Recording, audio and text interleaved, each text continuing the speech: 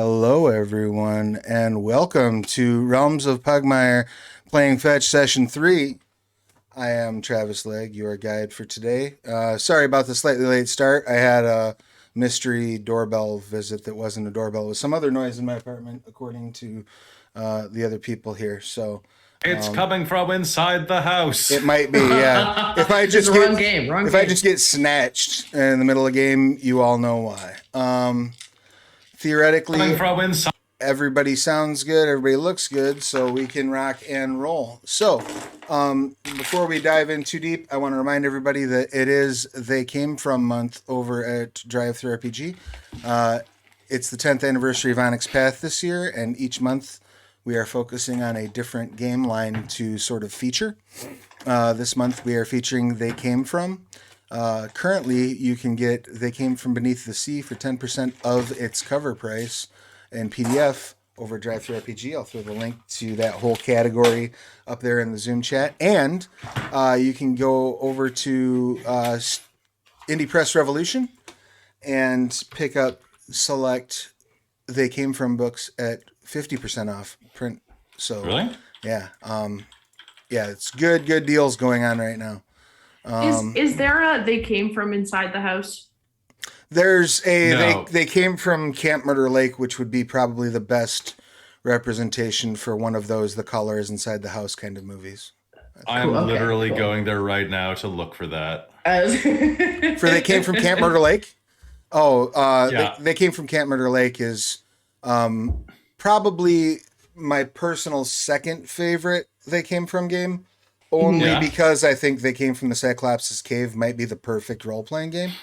I really want to play that. Oh, It it's looks so so good. It's I so love good. those If movies. you run that, I'll come back. Is that like a Jason and the Argonautsy kind of? It's like Ray Harryhausen-y type Yes, of deal? Oh, yeah. snap. That does sound fun. I mean, I love the They made 50s one we did. I loved that. That is really. They Came From Beneath the Sea. That is the I would have to original. say for me, that's like my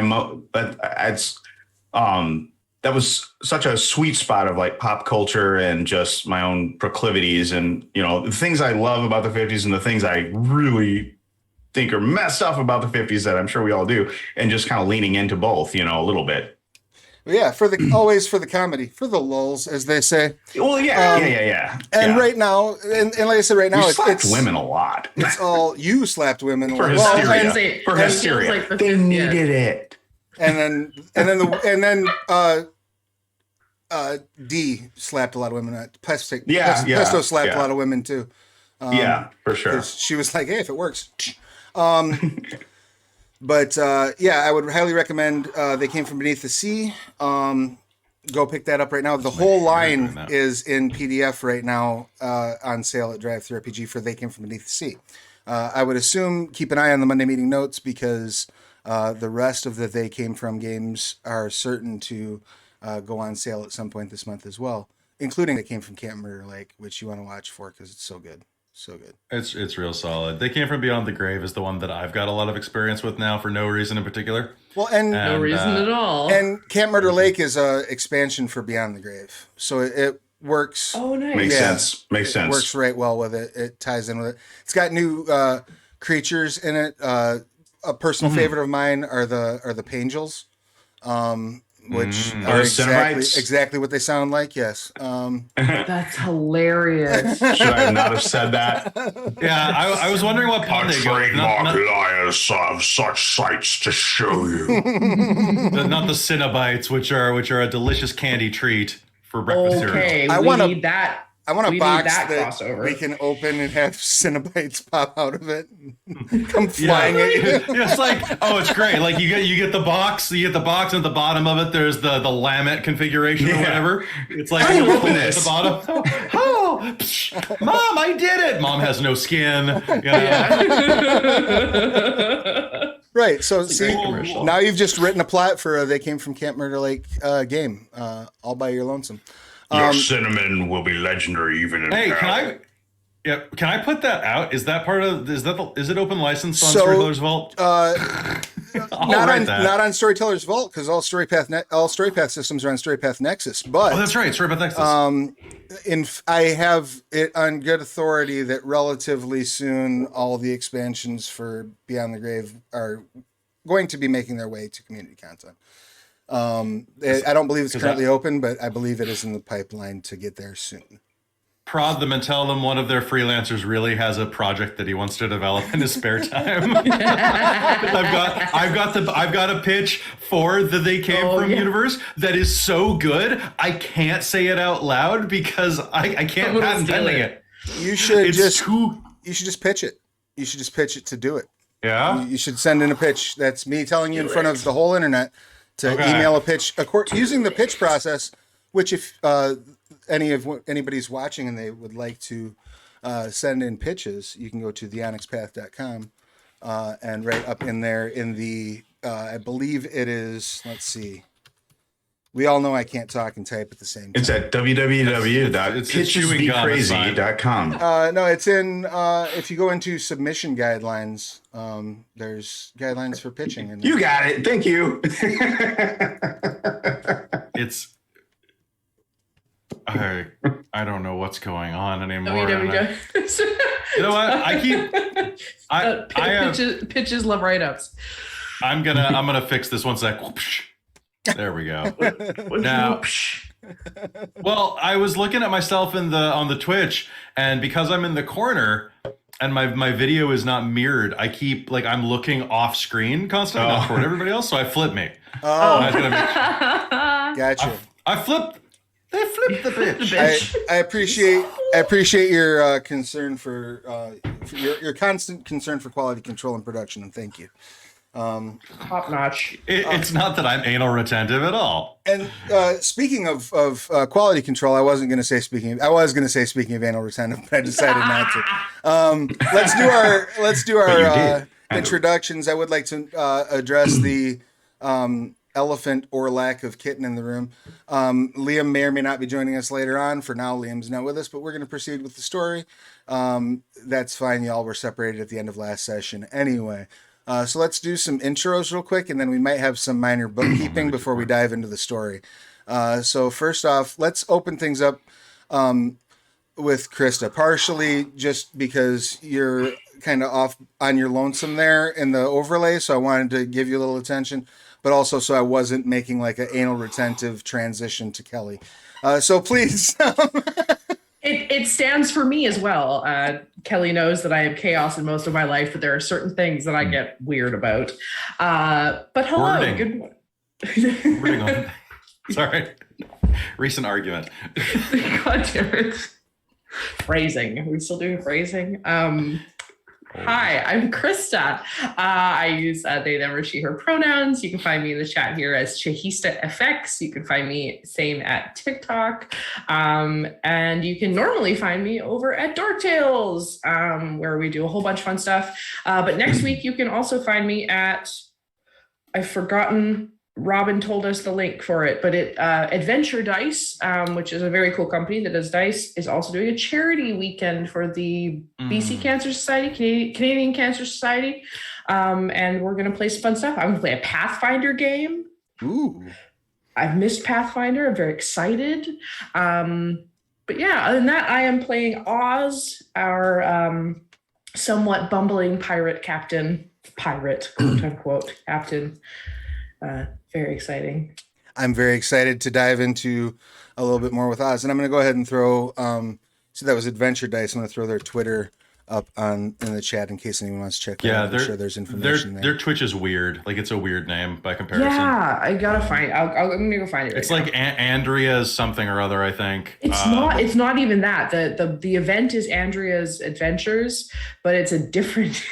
But it's on a different channel? Twitch. Oh. Yeah. Pick your branding, Adventure Dice. Exactly, yeah. If you head to the Twitter, you'll undoubtedly find some insight into that situation. But whilst Krista is digging for that, Kelly, please give us your pertinence. Hello, everyone. I'm Kelly. Are you seeing him? And I'm very excited to be here today on behalf of my own stream, Dork Tales, to be playing as... Harold Rick Bonge, the ancient, well, not ancient, but explorer of ancient things and doddering old terrier. If you like things dramatic and occasionally silly, you should head to Dorktales and watch my stuff as well, because we're pretty crazy. It's also very early over here. Krista and I are on the West Coast, and it is 8:20, and it's Thanksgiving weekend in Canada. So everybody is. I have to go cook after this, and then like Same. have like 12 people over at a family thing, and I just. Travis, if you can kill me during this game, that would probably Not be the character. Just kill Kelly. I will go into witness protection as the character. I still want to see your cosplay for the character, so I'm willing don't threaten me to. with a good time. I'm willing to risk faking your death if it means that we get you with that Scotty mustache. I'm for it. I have a pink one right there if you need it. Of course you do. I mean, the only thing I was at a dollar store and they had the party mustache sheet pack. Yes. Of pink mustaches. I have and that I'm in like, blue. if you think I'm not paying $2 for a sheet of mustaches, you have underestimated my overestimated my common Makes some sense. sense. Yeah, that's fair. Oh no. It sounds like a good Keep purchase. And well, if you keep the receipt, it's a tax expense. But anyway. And speaking of good purchases, Tim, please tell us a little bit about you. Tell us your I purchase, am please. bought and paid for, apparently. My name is Tim Stotts, he, him, his. Video producer, graphic designer type guy, but I also have been spending most of my time running a hemp dispensary here in good old Rockford, Illinois. We ship anywhere in the nation. I don't know how much I'm allowed to say about it without getting us demonetized, canceled, whatever. But you can find us on Instagram at ACS Plus Hemp. Beautiful. And I think I introduced myself, but my pronouns are he, they, in case I forgot that part. Before we dive too far into our adventure, I do want to touch base because last session we ended with you all gaining an advance. And so I wanted to see what everyone had done in their expenditures, if anyone had any questions about that, and if anyone had any remaining areas of their sheet where they needed to make any tweaks or clarify or anything like that. Just a general system touching of the base, if that's... Yeah. Go ahead, guys. Sorry about that. Are we at the level now where our proficiency bonus goes up by 1? You should be what now? +3 is what I wasn't sure if I was a +4 yet or not. Right. And correct me if I'm wrong. You are all now 6th level? That was going to be my question. I don't know if I needed to add anything. We were supposed to get 1 advance or something. Right. So you go up by 1 level. And if you go into, are you working from Pugmire and Pirates, correct? Yeah. Okay. So if you go into Pugmire, yeah. I want to say it's in the 60s. I'm looking right quick to see exactly where advances are. You're talking about the core rule book, Travis? Yes. Okay. Looking for the advances section. Give me a hot second. It's like around page 90 to 100, somewhere in there. Okay. Learning. No, that's just spells. Yeah, advancement starts on page 99, it looks like. Oh, Thank yes. you. Yeah, It was like right around there. So each time you have leveled, so you all started at level 4. Yes. I gave out an advance. +4. I gave out 1 advancement to everyone that's present in session 1, and I gave out 1 advancement to everyone that's present in session 2. Cool. So I should be level 5. You should be level 5, and everybody else should be level 6. And that'll make you and Liam equal. Yeah. Effectively, starting next session. Would it be possible, Travis? So when I built this character, I don't think I was thinking quite smartly. Sure. So he's very intelligent, but all of my stuff runs off charisma. Okay. So would it be possible? Can I swap my int and charisma scores so that I'm actually useful in combat or spellcasting? I have no objection to, like, we've effectively gotten 1 session where you really got to explore your character's capabilities. So if you want to make tweaks to those things right now, I have no objection to that whatsoever.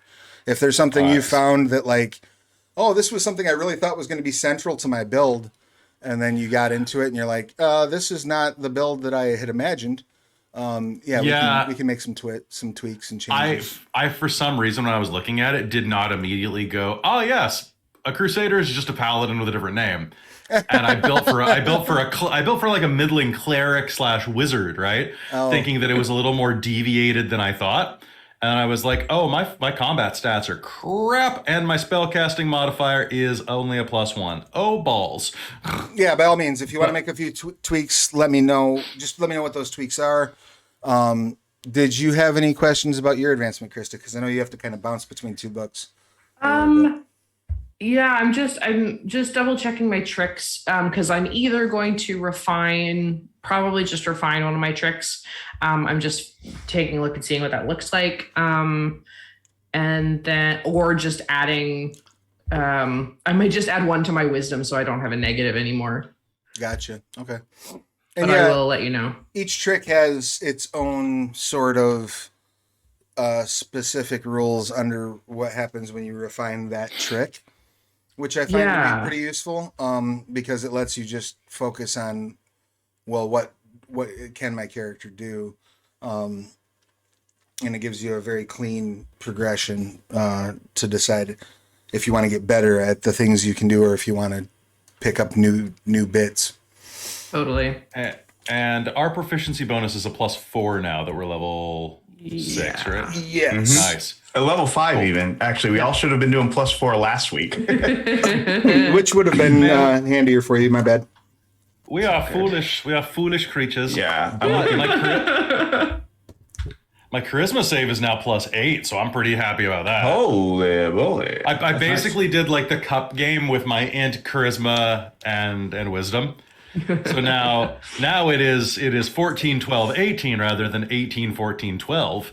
So that is much better. A very different build for a Crusader. Yeah, he actually can do something now. I'm very excited about this. And if you wanted to, had you decided where you were actually spending your advances? Had you picked up more spells, or were you just? I picked up more spells. Yeah, so I've got an absolute crap ton of them. I think like 14 spell slots or something like that. Okay. Ooh, Jesus. You get tons of them in this. That's amazing. But the way the spell slots work are a little different though too. Remember, when you're casting a spell, you spend a number of slots equal to that spell's level. That's true. So you don't have like in a standard world's most popular role-playing game, you have a certain number of slots per level of spell that you can cast. With this, you can burn all your slots on your highest level spell until you run out of slots to pay for it. And then you can just cast your next level spell. So like you're not restricted to like, oh, I only get 1/5 level spell. If you have the slots for it, you can cast whatever. Does it make sense? Mm-hmm. It totally does. It's an interesting change in the mechanic. I like it pretty well, actually. In my experience, Seems a little more forgiving. It's a little more forgiving. It gives you a little bit more control over what your character's available actions are at any given time. And it's just easier to keep track of in my estimation. You know what I mean?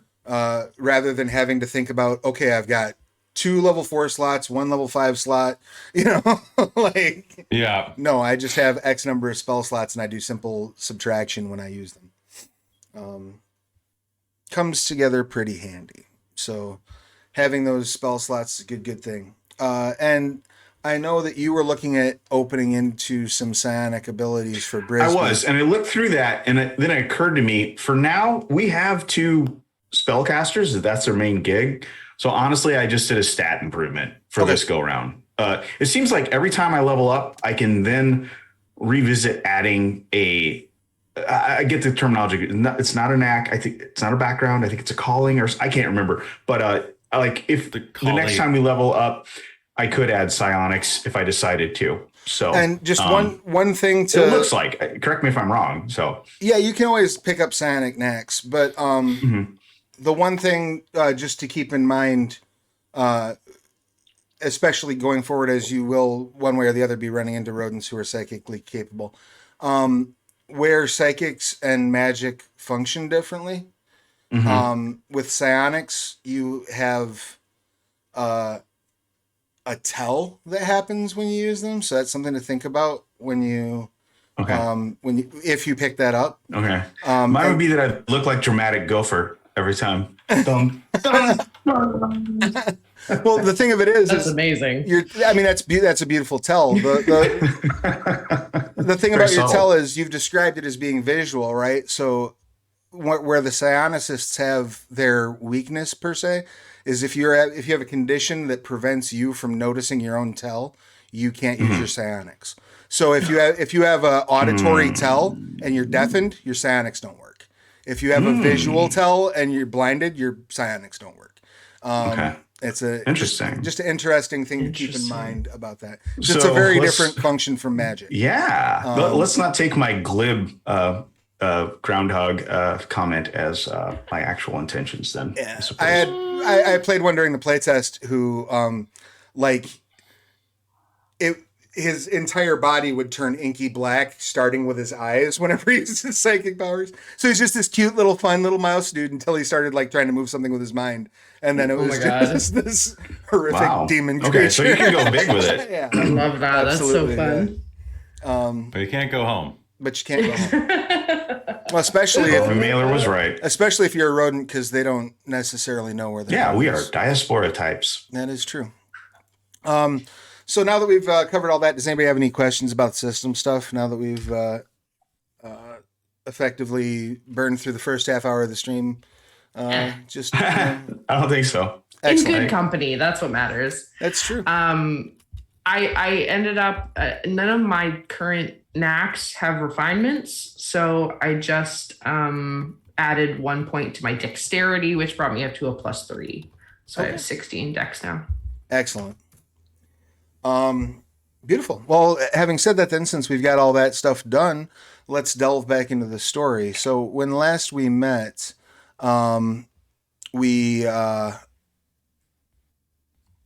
you all had sort of split up to go carousing a little bit. Liam had taken a different route with everyone and had gotten together with Reggie the Untrustworthy, but had not made it back from that meeting to share the insights of that meeting with the party.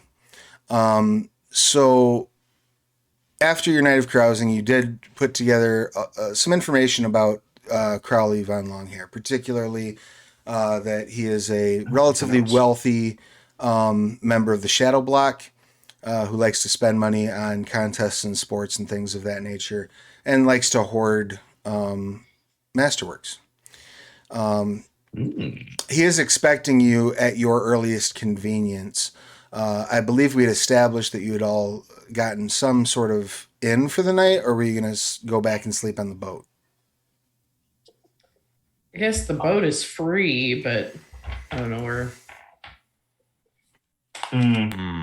How comfy is the boat? We didn't pay for comfy, did we? You didn't pay for comfy. And the thing about being in a boat is anytime you're in dock, they have to elevate your boat out of the water.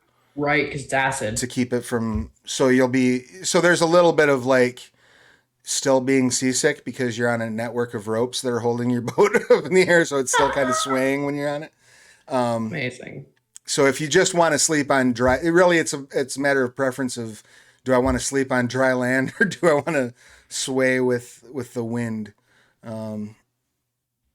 Oz will probably go sleep on the boat. I mean, he brings his own bed, so it doesn't really matter. Right, that's true. But it's his boat that he just got, and he's already spent time away from it. So I think he'll probably go back to the boat, but that doesn't mean everyone has to.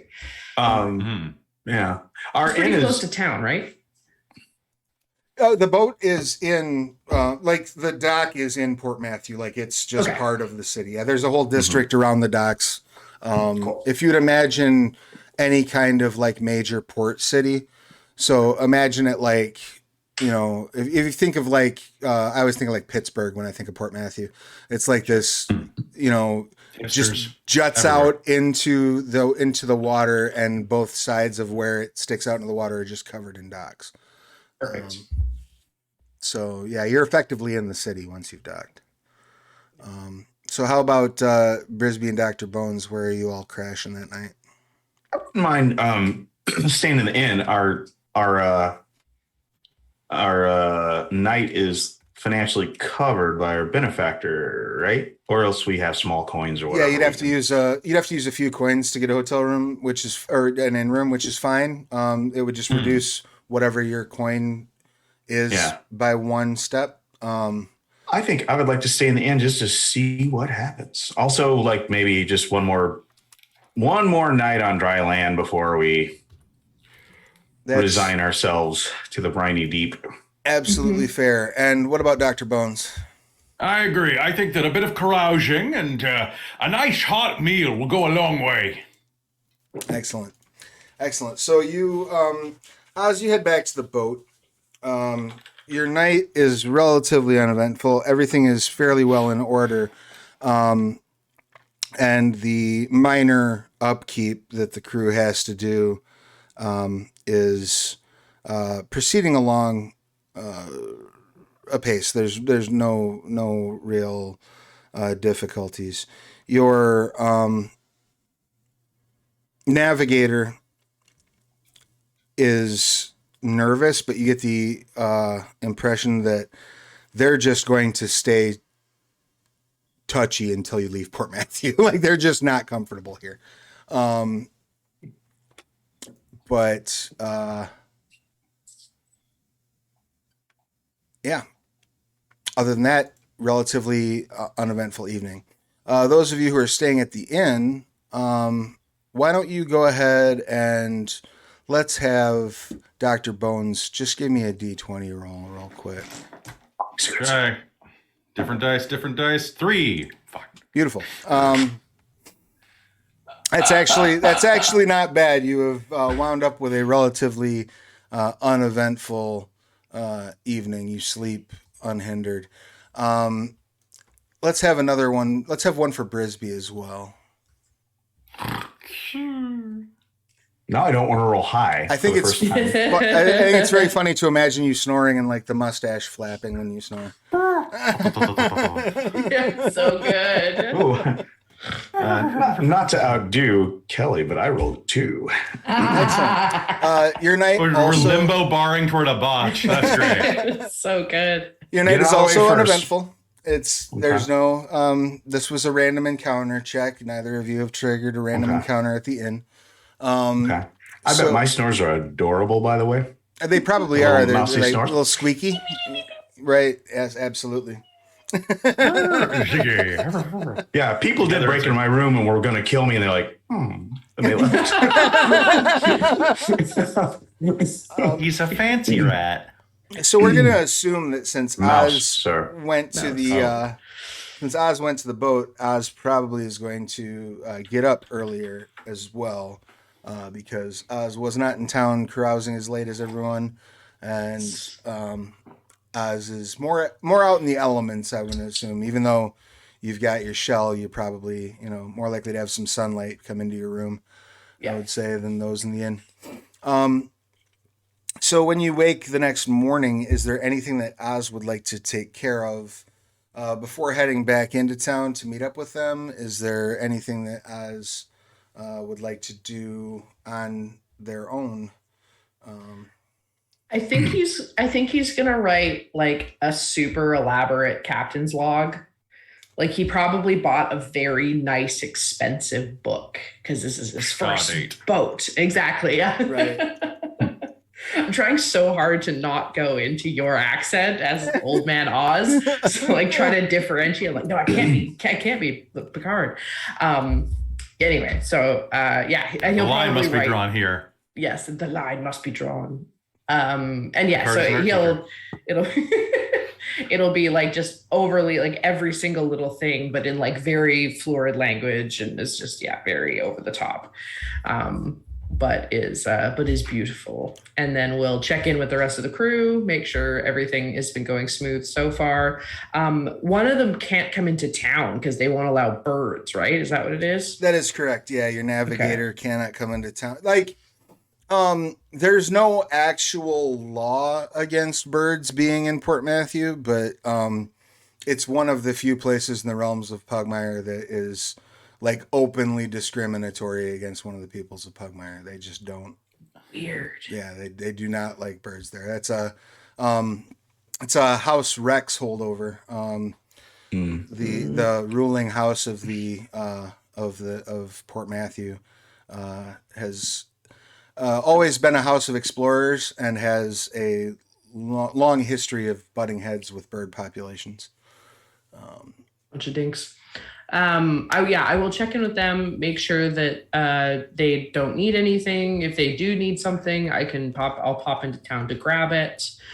Hit up the early markets if they need snacks or whatever. So, well, with your some trail mix would be good. With your checking in and your log writing, that's going to put you pretty much into breakfast time for the folks at the inn. So we'll assume that you all managed to meet in the inn's tap room. The population of the inn has seemed to increase exponentially this morning, as if several other out-of-towners have recently come into port. Nothing terribly surprising for a port city, but the general sort of overall tone of conversations you can very easily overhear now. A lot of the sailors that are in the inn are talking about the upcoming race that they're all getting excited about, and they're not 100% sure when the starting pistol is going to fire, basically. They know that there's this big race coming up. They know that it's supposedly going to start out of Waterdog Port. And so a lot of people are talking, maybe we should just head over there and post up rather than wait for word. But that's the general gist of sort of the scuttle that you're hearing in the morning. And we sunk none of our boats buffing on speed, I believe. So that race is probably not our guy. It's also captained by a turtle. What did you think? Yeah, slow and steady wins the race. Exactly. That's right. That is true. Maybe we will win. Can we come up against the SS Hare? Yes, like, exactly. We'll definitely win. If past this prologue, we'll do okay. Now you will face a boat full of rabbits. I have ordained it to be so. Yes. But or at least captained by one. I use trick cereal +1.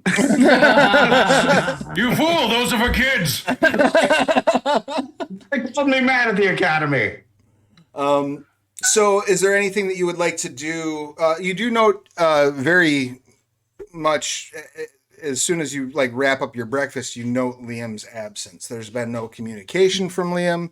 You haven't heard anything back since Liam wandered off to go see seek out Reggie the Untrustworthy. That's a good point. We probably shouldn't sail off without Liam. So I think we're going to be hanging in the town for a bit, I suppose, unless we think we could do a short trip on the boat and get back. You had still not yet met with Crowley Von Longhair. So that's true. That's true. So you could proceed to that meeting without your cat.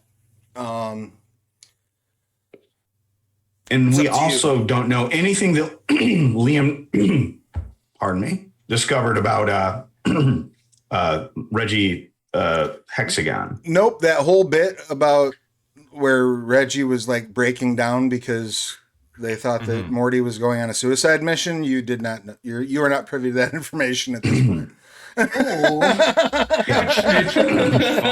It's fine. It's fine. Not like we weren't still gonna go.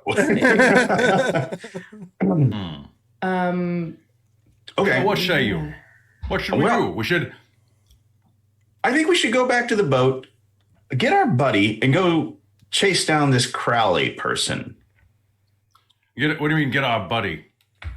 Get the turtle. Oh, as the turtle wanders in. Yes. He's It been looks like he slowly- saved us a trip. Woo! Wishes happen to be horses today. I'm sorry, I didn't hear that the turtle came back. Did you say that, Travis? I didn't. Hans had just I didn't gotten hear. back to the end, so yeah, you're all. Okay. Okay. But this entire time, you guys are having a full conversation, and he's just been slowly making his way to the table. Good morning, gentlemen. Where's our feline friend? We don't know. I Being guess he's mysterious floating like around cats somewhere. do. Oh, I suppose they are quite curious. Hopefully, it hasn't gotten them in trouble. I hear that's what happens with cats. Oh, he'll be fine. You see it. You notice Right. like half the cats in the place like look over at you, and then go back to their food. Oh. Curious. What are you saying? What are you saying? One of them knocks a glass off the table. You're in our town now. Oh no, my drink. That bar would be hell to work at. You can't really get mad at them, you know? Like, Yeah, it's just wow. Oh, I'm so sorry. Let me get you a new you one. won't allow birds, but the cats are doing this. Look nonsense. at this nonsense. There's constantly one poor mouse that's just sweeping the floor all the time. Yeah, we constantly have to pause our conversation for the clink of glass. That mouse is so depressed. It's just somewhere. I know. You know what? It's a world with much plastic. I think all the glasses are red Solo See, cups. that's Yeah, what yes. I was thinking. Oh man, just like a bunch of Tim McGraw cats sitting around. Yeah. Like, Yeah, they're all hillbilly cats. Yeah. meow, meow, meow, meow, meow, meow. Great. So rather than Pittsburgh, Port Matthew Is now like Pugmire able to be written Jacksonville, more? Florida. Alabama. Is Pugmire able to be what? I'm sorry. Is Pugmire community content? Because I kind of want to write the Cats of Alabama right now. Canis Minor is the Pugmire community content program. In fact, I would like to point out that Morty Cordy's Scroll of Mysteries, which you can't see because I'm using not a green screen, is available in print on demand and PDF from Canis Minor, actually, through special arrangement because they loved what we did with it so much. So Oh, nice. you want to learn some of versus Bayou. if you want to learn some of Morty's spells, you can pick that up in Morty Cordy's Scroll of Mysteries as well. But yes, short answer, Canis Minor is the community content. Beautiful. And yes, Bayou. Port Matthew is not quite Bayou-ish. I'll try to work in a Bayou location before this is out, though. Before we're done with the stream. But great. in the interim, you do hear, like I said, these people sort of talking about the race. You do not have any idea where Liam might be. If you'd like to ask around after Liam, you can. If you'd like to try to proceed to the meeting without Liam, you're welcome to do so. If there's other things you want to try to investigate while you're in the city. Okay, so I think what we should do is kind of leave word with the innkeeper here or something like that, that if Liam shows up, that we went off to find Crowley. Now, Travis out of game, or metagaming a little bit here. We stayed at this inn. We didn't vet it or anything like that, but do we feel funny? Vet is a funny word in our world. But You're on fire today, man. I don't mean to be. I had my CBD, ACS plus hemp.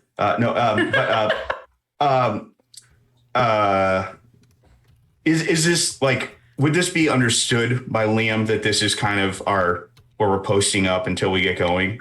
Or let's do both. Let's leave word at the end, but also your bird boy back at the boat. Let's cover those bases, because the boat's not really super far away from us, right? It's like a 20-minute walk or something like that. Right, and if nothing else, you know that Liam is going to wind up at one of those two places, provided that he's okay.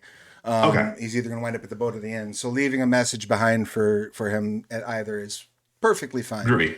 Okay. And it is not too far outside of the realm of reason for Cat to wander off in Port Matthew for a day or two.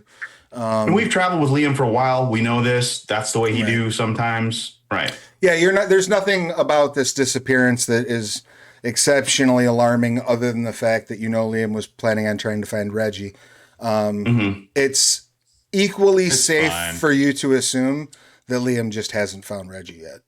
For narrative purpose, I would like to go and also seek out Reggie, but because for the interest of, you know what I mean? Like that's what my character would probably want to do. But because I know the meta situation, I think just going to Crowley. No, I think that's kind of, I feel like that might be treading I think moving on to Crowley is our next best bet. So personally, I'm not speaking for the group. I agree. We should. Go ahead. We should go. Let's go. I was just agreeing with you, Turtle. All this preparing. Why are you always preparing? Just go. There's no reason to prepare. That was my Spaceballs reference for the morning. So you go to the manor, the address that you were given in the Spire district of the home of Crowley von Longhair. And you're greeted by a pair of ocelots, Dachshund bodyguards at the front gate that look like like Dachshunds who have eaten Rottweilers for breakfast for the last 10 years. They're just large, vaguely dog-shaped piles of muscle. Those are big wieners. But and there goes another point into the fortune bowl. So you currently have 8. So I thought we were at 9. Did we use some? Some fortune has been used. Yes. And also Liam probably has his. Right. Obviously. Okay. Liam carries his own fortune. The guards are as you approach, you can see the demeanor of the guards soften once they recognize that there's a turtle dressed vaguely like they may have some sort of seafaring authority. Okay. It's the hat. And they say, as you approach, forgive me, I forgot the name of your ship. The Wild Adventure? The Wild Adventure. With an E. Yeah, Wild. Yes. Right, yeah. They ask you, are you the crew of the Wild Adventure? Why, yes, we are. We are. The master's. Sorry, Captain. The master's expecting you. We're just very excited. I would recommend not touching anything. They reach up and manually pull the wrought iron gates open. The first thing you immediately notice as you go in, beyond these large, opulent, looks like they were custom crafted iron gates that have cat heads as carvings about every couple of feet on each of the poles that leads up to the gate. Once you go inside, you notice even the courtyard. So you're not even actually in the manor itself. The interior walls of his courtyard have various masterworks and plastic treasures on display, in his lawn, basically. Wow. There are a number of what's the word I'm looking for? Topiary sculptures in various different forms of both uplifted creatures and normal animals. And there is even one sort of large shrub that seems to be crafted in the likeness of one of the old ones. And it stands probably about 20 feet tall. Has sort of the majestic look to it of something bigger. Almost like a person, but with no snout. There's just this flat end to their face, with a strange protrusion that comes out, much like a snout, but not quite. It's disjointed from the mouth in a very bizarre way. They have fur, but only in a few strange places, like the top of their head. It's a bizarre sculpture. Strange creatures, these old ones. Yeah. Or venerable if you're a dog. You might find it to be an object of worship. Their hair exists on top of their head to create a connection with the divine. Like little antennae. There's another point for the fortune bowl. Now we're at 9. And yeah, it's largely unattended aside from those 2 guards that are out front at the moment, anyway. And then you go up, and if you imagine the manor itself is like, it's giving kind of a Wayne Manor vibe. It's just this big, far bigger than it looks like is used. It looks like there are probably wings of this building that are never visited. And there is, but as you're walking up, you see there's all the windows are basically curtained up and drawn. There's a front door that's got a giant plastic door knocker in the shape of a cat's head, with the ring in its mouth.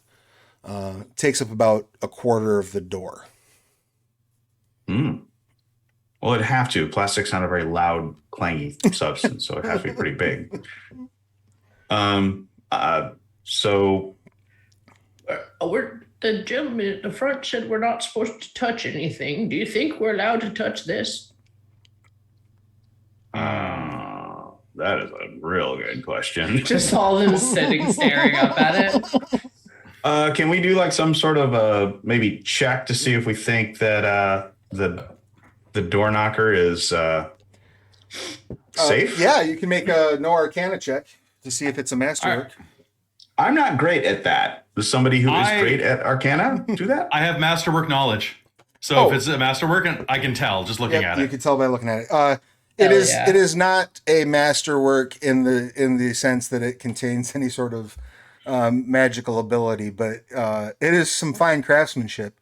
It's enchantable. We should be fine. Watch this. As you hit the knocker, you realize that there is a depressive plate behind it, also made of plastic. And as you hit the knocker, it presses the plate, and you hear echo inside as if it was played on some speakers of some sort. I love that. The door opens of its own volition. Spooky. Hello. You see a massive foyer in front of you. What a nice foyer. Goes up 2 floors. There's a pair of stairs that go out to your left and right and come up to a balcony. Standing on the balcony, you see a relatively thin, older cat dressed in like purple robes and wearing various, not only like decorative plastic pieces of jewelry, but you spot that he's wearing like 4 masterworks. Even the robes themselves, you notice, have like a plastic seam sewn into them, almost like a fishing line or something like that. Something that far more coin was spent on this robe than is reasonable.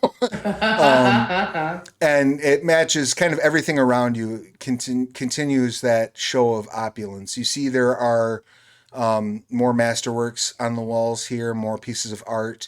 You see a non-uplifted camel walk through the foyer, just kind of passing through, as he looks down and says, "Welcome to my home. I am Crowley von Longhair, I trust you are the crew that Morty has sent. Yes, we are. Yep. Indeedy. I see. He more floats down the stairs than walks down them. Seems excessive. What a majestic creature you have here. What is it? Some type of hump horse? This is what was known by the old ones as a camel. I heard of it, and I had to have one. Is it a male or oh, it's obviously a female. Look at those lovely lady lumps. Yes. She did have me spending it. She was quite expensive, actually. You missed all the wordplay with knocker, but then I kept my tongue. yeah, I'm like, they've had enough of my punning for one session. He says, Quite. yes, I collect things. Sometimes they're exotic creatures. Sometimes they're pieces of art. Anything that catches my fancy, really. You see, Sometimes do you collect the lasso of pliability? I do have a lasso of pliability in my collection. I understand that Mortimer is interested in it. Very. And whatever you think, he's not going on a suicide mission. This I know for sure, and have no news to contradict. I could care less what he needs it for. What I need is what's important in this conversation, and what I need is for someone to win a race for me. Never been good at those. Bopping up the boat travel and speed. You can do speed. Speed's the thing you can do. We're like guns. You see, there is a race that's run, so infrequently that history does not record the last time that it successfully ran. Heading from Waterdog Port,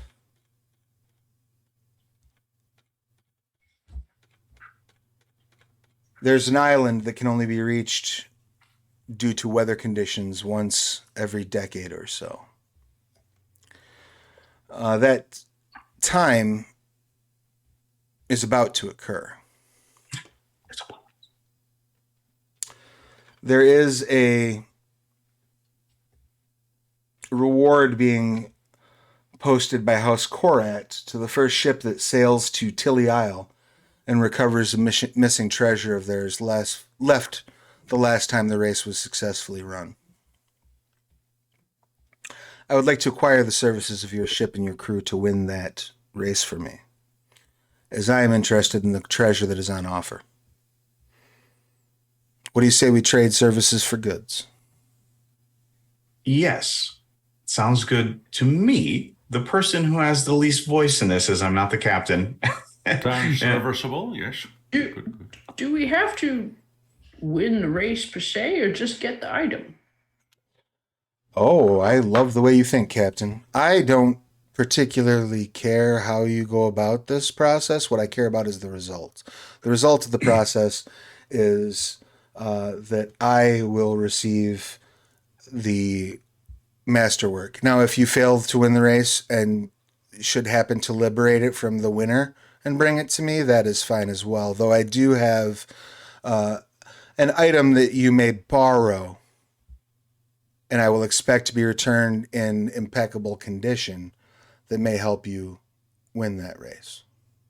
Oh? He claps his hands. You see a pair of cats come running in, dressed in not matching, but like opposite bodysuits.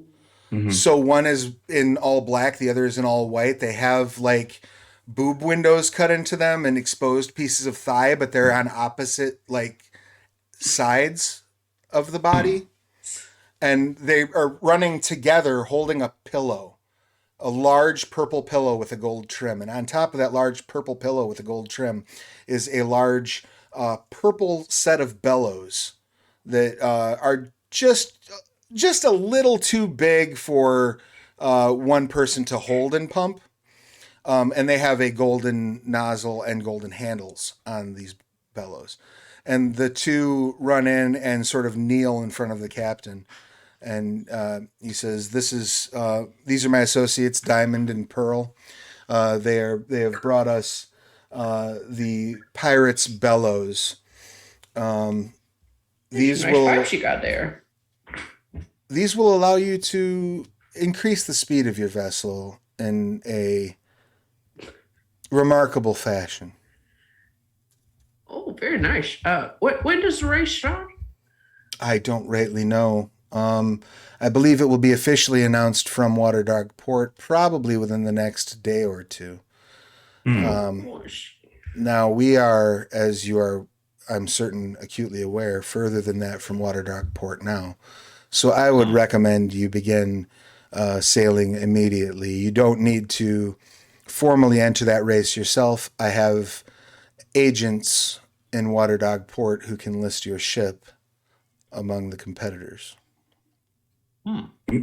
This race, is it a nice, clean, like by the rules kind of race, or is this a cutthroat, mad world, Death Race 2000? I'm certain there are rules. Okay. But we can perhaps expect people to not be following them? Or we ourselves could not follow them. I don't care. Okay. I do not care what methods. I have hired you for your services. I assume you will use your best judgment to fulfill the contract. How you go about that is not my concern. Of course. Yes, it sounds reasonable. Beautiful. Then I expect you will return to me the Crone's carving knife, which is the Artifact. missing artifact that they want collected. Bones carving knife. And these bellows. Interesting. Okay. I would like to reinforce, and you may communicate this to your employer if you so choose. These bellows are a rare antique that took some adventurer a great deal of blood, sweat, and tears to acquire. I have no desire to pay for them to be repaired or to try to find its like in the wild. So please protect it. I'm nothing if not good at protection. Good. You may, I see. It's very impressive. Tell me, where did you get your shell? Oh, I grew it myself. Really? Yes. So it's like an artisanal sort of thing. Yes, very much. I do have some very good creams that really enhance it and keep it nice and soft on the front and hard on the back. Interesting. I'm a fan of fashion, so it's a very you've done very. I like what you've done with the shell. It's very nice. It's fetching. Thank you very much. I have many friends that have gotten tattoos over the time, but I felt that was far too permanent for how long my kind tend to live. So I have opted for fashionable accessories. As such, my hat. I have just the thing should you change your mind. I wound up with a ton of the stuff, so I'm happy to. Diamond Pearl, go fetch some of the cream of erasure, please. Thank you. They set down the pillow in front of you, bow in unison, and scamper off. Oh, that's awfully kind of you. I do appreciate it. It's fine. It's taking up some shelf space that I need for something else. Oh, well, in that case, happy to be of service. Of course. Do you have any questions? Am I familiar with Tilly Isle at all? Like, is that area? Go ahead and make a no history check. I don't believe I have that. So No culture would also work. if you have that. Nice. Let me double check what my no is. Oh, I only have no nature. Okay. Okay, so that's fine. I can just make an intelligence check. You can make a straight intelligence check. Yep. Okay, which is +0. Let's see if I'm rolling hot. I rolled 6 nat 1s in my game yesterday. Nice. Ooh, that's a 13. Not bad. With a 13, you know that legend tells of a small island off of Dalmatian Cove that's only visible above sea level for 1 day every 10 years. Many years ago, a pirate queen named Tilly the Ram used it as a hideaway for ill-gotten relics and plunder, including some artifacts from the Age of Man. Every time Tilly Isle goes visible, the House Korat runs this race to try to find the island because they have missing treasures there that were acquired by the Ram, you might say.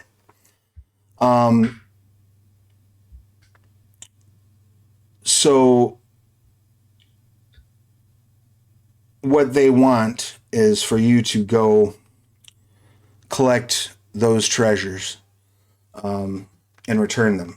Now, most attempts to find Tilly Isle, as far as you know, end with absolute failure, including the disappearance of the pirates that go off on the race.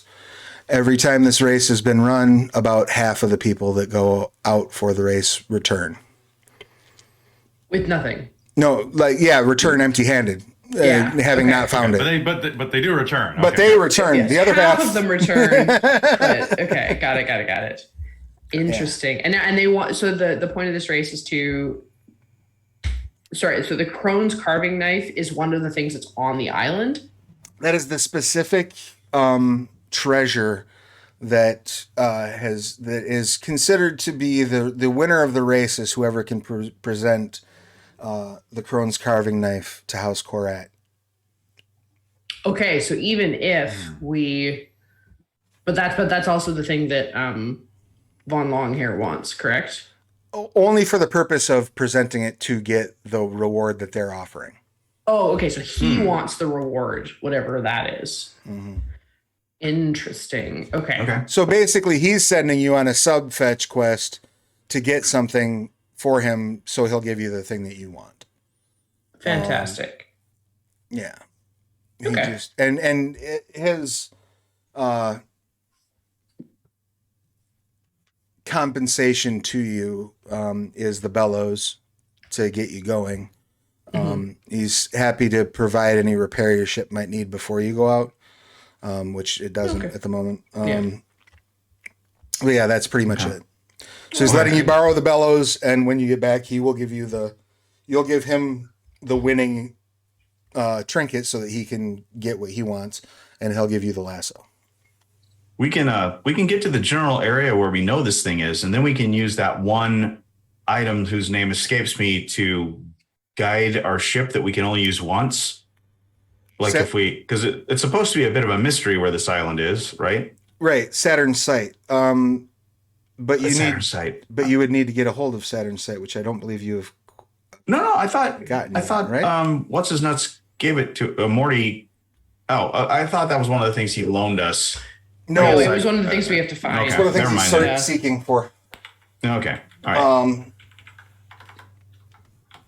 Shame on last week's Tim for taking bad notes. I also did want to reaffirm, what were our articles for the ship again? Oh, that's right. Yeah. I was thinking how dirty we could get in this race, but I think our articles might preclude us from being total shitheads. Maybe. Total shitheads, yes. Well, so here's the thing. I believe it was always help someone in dire need. Right. So really, as long as we're not putting people in dire need, we don't have to help. It's not just always help people. It's just always help people if they're in. So if we don't want to light anybody's boat on fire, but we might want to take their rudder. Right. And you did leave the word dire in there, so you had some wiggle room as you could determine what was dire at any given moment. Yeah. Leave it a cat to split hairs. Exactly. So we did that, and then always follow the adventure. and never leave a man behind, I think, or something along So those we lines. can't leave without Liam. We can't leave with it. Yeah, exactly. Yeah. Oh man. I suppose as long as we're coming back, we're not leaving him. Yeah, he's not. behind. That means Yeah. abandoned, right? Yeah, Right. That's true. That's Yeah, true. leaving someone in a city that they're probably well at home in Yes. would not count as abandoning a crew member. Yeah. It's definitely more the spirit of the words than the words Yeah. as Right. written, for sure. Sure. So yeah, you don't get crews can argue about the technicality of the articles sometimes, but like you don't get like busted for breaking the ship's articles because of a technicality. The spirit is determined by the crew. Totally. Nice. But having said all that, yeah, you can certainly. Did you want to share with Crowley, I guess, that you have a crew member that you're waiting on, or are you just gonna be like thanks and go try to find Liam? I think so. Well, yeah. I mean, like, so, Crowley, Mr. Crowley, if I may, You may. you said that we need to leave pretty quickly to get this done. Do you think we have time to wait for our friend, a cat, who is actually gathering more information in the fair city of yours with a guy named Reggie Hexagon, if you know anything about him? Reggie, you say? I do say. And Yeah, yes, I'm Reggie- aware of his nickname. Yes, the trustworthy. Yeah, something like that. I don't want Reggie sniffing around this job. Mm-mm. Okay. In that case, Right. perhaps it's best for us to leave a note with the proprietor of the inn to leave for Liam, as this is a couple days' journey, but I know he is not one for boats as is. So perhaps we can run this errand for Mr. Von Longhair, and we can return back when he is available. As you wish. Okay. Probably shouldn't wait too long though. Yeah. So like we can pretty much. Head off. So your recommendation, Mr. Crowley, is to leave Toot Sweet. It's a race. Go win it. Okay. Now, Cool, if but you'll big. now if you'll excuse me, I am due for brushing. He floats back up the stairs. Again, kind of excessive. Oz very slowly turns around and starts walking towards the door. Or who is going to pick up the bellows? And are you going to Oh, carry right. them by hand, or are you going to continue to carry them on the pillow that they are on? Does it need two people to carry the bellows? Just to use or to carry? Need is a strong word. Fair. You get they're certainly not heavy. They're a little awkward Yeah. to carry. Sure. You definitely, in case it weren't crystal clear, there was definitely some theater in how Crowley was bringing them forward. Yeah. Oh, sorry. Did those two cats return with whatever they were sent off to Diamond get? and Pearl, yes. They walk by you. One of them hands you a jar of, like a jar that has some sort of cream in it. You absolutely recognize this as a masterwork, Dr. Bones, when you see it. It smells like patchouli and roses. It's a cream of newborn skin. You can basically rub it over any sort of deformity or tattoo, and it will remove it from the flesh. Wow, just to be given this, it's wow. It's Very, One-time use, or we get a couple out of it? It's what's considered a fix, which is a temporary. It's a consumable. So If you ever have need to be 10 fixed, doses. This is good. But There's nothing wrong. Many of my friends are fixed. Your personal choice. It's honestly, yes. So yeah, you have 10 doses of this. So you can 10 doses. It will unerringly remove like tattoos and things like that, but also like if you put on makeup for a disguise, you can rub this cream on and just wipe it right off. If you get anything that's particularly tenacious in sticking to you, this will help as well. So, for example, like if you had a leech on you, you could use a dose of this to get it off. I love that. If you, if there was a ooze whose slime was eating away at you, or say some water from the acid sea, you would be able to cleanse yourself with a dose of this. Oh, nice. So I like it. Magical pond scream. I love it. Comes in very handy. Yeah. So Diamond handed you that. And Pearl is carrying a brush that is comedically large. It's like 3 hands wide and 4 hands long. Just the actual brushing part, and then there's just a normal sort of handle on it. But it's made out of plastic, and it's very opulently carved. And they both, after handing you the cream, they both saunter up the stairs. Oh my God, I have this hairbrush. It's like mint green with like plastic jewels all over the back of it. That sounds You've about left it right. For future generations. Precisely, yeah, exactly. Sounds about right, but it has been recolored in purple and gold. Oh, there you go. Exactly. Yes, it was this. It was that. There was another brush like that. I picked the green one. Amazing. So from there, do you want to head straight to the inn, leave a note for Liam, and then theoretically head for the docks? Do you think we can win this? Or do you think that this is a fool's errand? Well, to be fair, I don't think we can win this.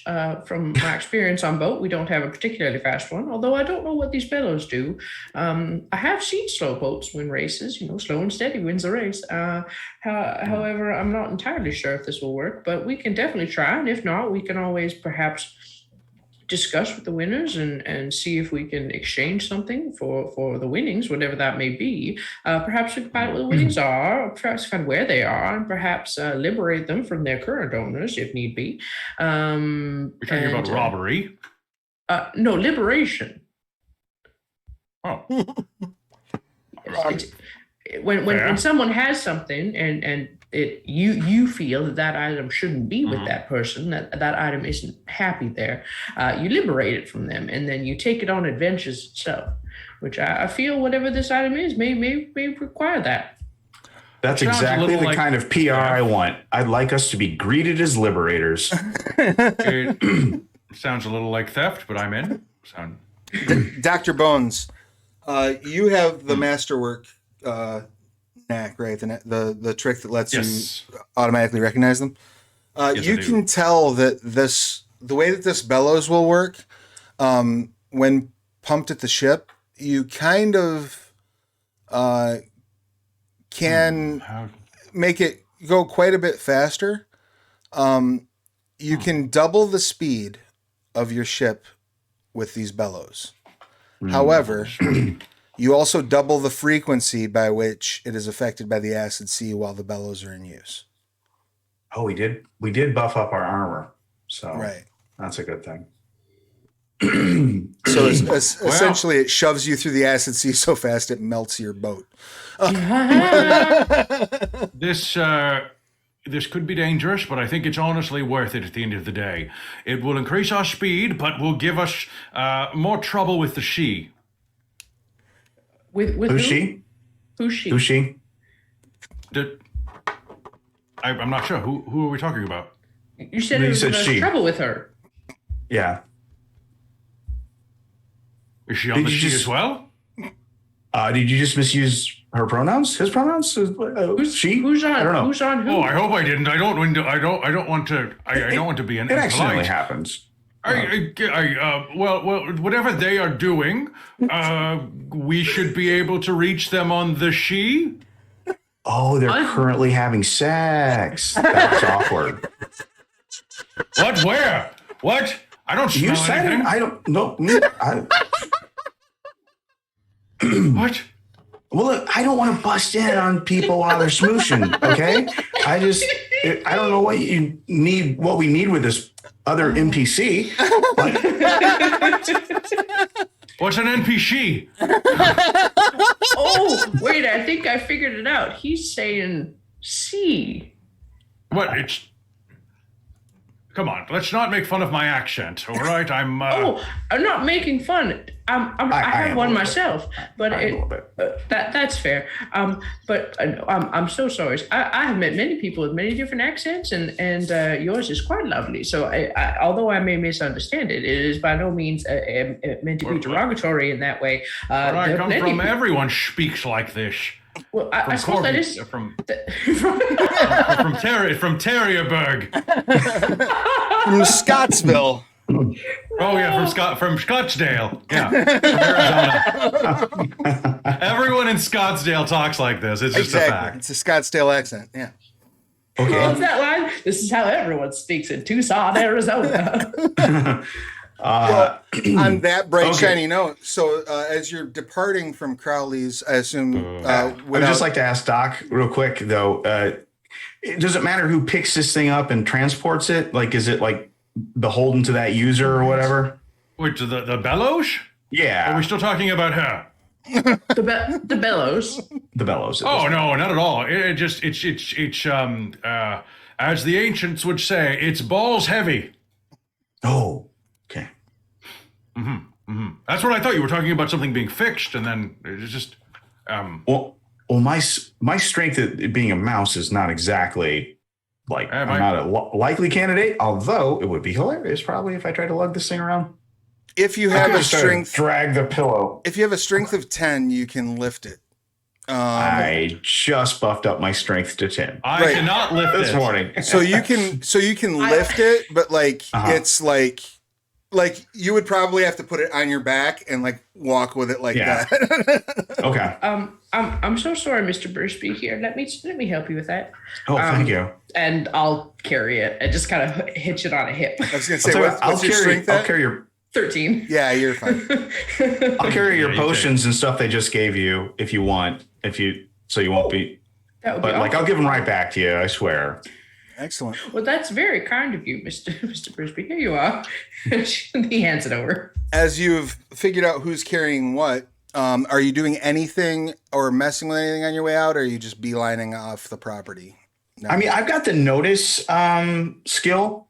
I guess I wouldn't mind just scoping it out. I'm not going to be nefarious and steal stuff now. Sure. But like maybe after the job is done, Go ahead and or I might just ask for it. Go ahead and make a notice check. Okay. I'll do just that. That's wisdom or it's off of wisdom using your proficiency bonus. If you proficiency bonus. Right on. All right. Okay. Well, that is 15.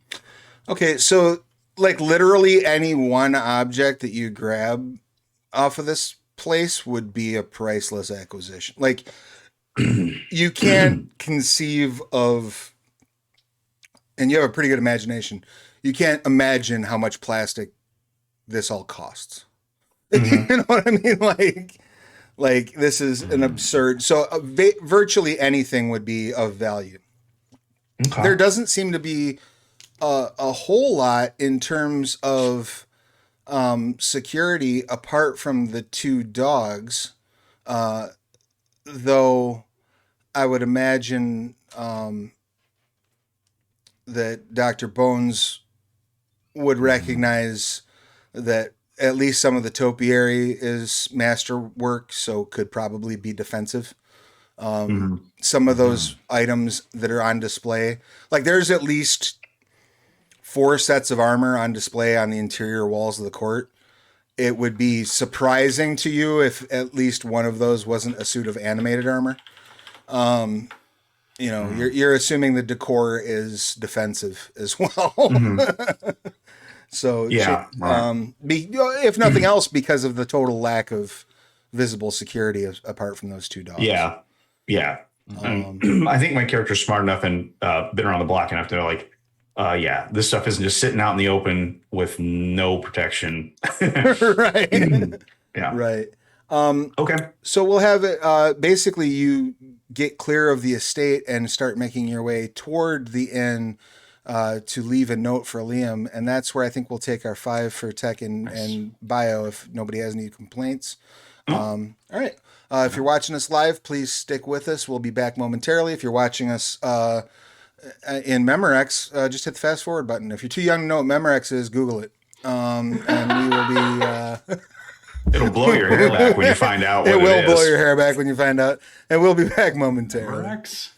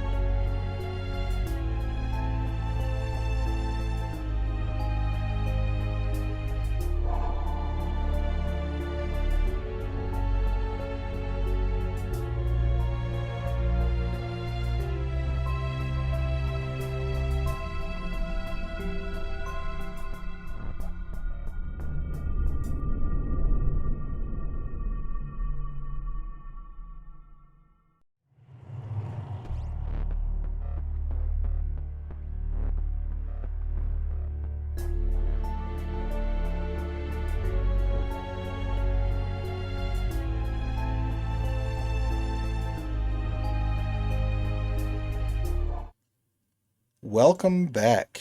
Thank you all so much for hanging out while we took our brief break. Just before the break, if you're just joining us now, the party had gotten together, had a little bit of discussion about what is to come, went to their meeting with Crowley von Longhair, and basically accepted the job to do this race. Looking for Tilly Island. You got a set of bellows and started making your way back to the inn to leave a note for Liam. As you're on the way to the inn, I would like each of you to go ahead and give me a notice roll, please. Oh, balls. That's a 4 -1. Excellent. 12. 10. All right. Excellent. I rolled very badly. Oh, so it was bad me. So you are kind of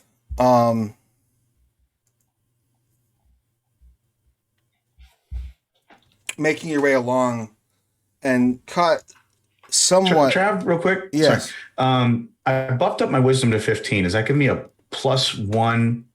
That's a +2, actually, isn't it? 15 is +2. Yeah. Okay, so actually, what did I say? I have a 13 out of 12. 13 Sorry. out of 12? Okay. I forgot to add that. Yeah. Don't forget to make those adjustments. Yeah, I buffed up my wisdom, but not my modifier. And I just want to make sure I wasn't cheating. There you go. Yeah, make sure you get them extra numbers in. Yeah. So I got 13 now. Ooh. So fancy. as you're making Lucky. your way through, you don't notice anything untoward. You get to the inn, and what are you leaving at the inns with the innkeeper? What sort of message would you like to leave for Liam? Dear Liam, I hope you don't have abandonment issues, because guess what? Bye. Population abandoned town, you. We'll be back as soon as we can. Real quick, we hope, because it's a race. We looked at Mr. Crowley's place, and he seems cool, not very chill, a little over theatric. He's laying it on thick. So yeah, wait here for us, please. Excellent. Miss you terribly. Any other postscripts from the rest of the party?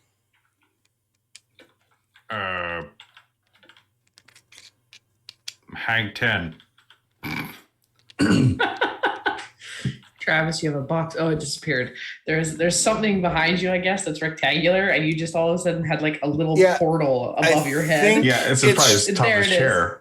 Actually, I believe that is the IMAX Yeah. screen that keeps That's popping it. up. I have not put my green screen back up because I'm lazy mostly. No, I- it was just very That's funny, fair. just because it was this like perfect rectangular portal just directly above your head. It's very good. Right, it looks like a digital glitch. It's kind of funny. I dig it. Yeah, I love Um, it.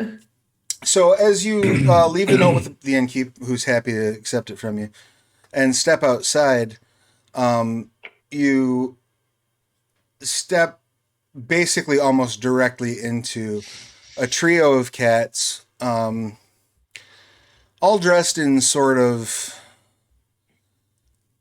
almost swashbucklery type garb. Puffy shirts, vests, breeches. Not a puppy shirt. They have a rapier on, each has a rapier on their hip, and a flintlock on their other hip. Oh, And Boy. very cheap. they say,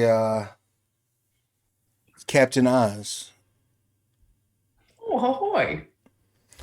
we were sent for you.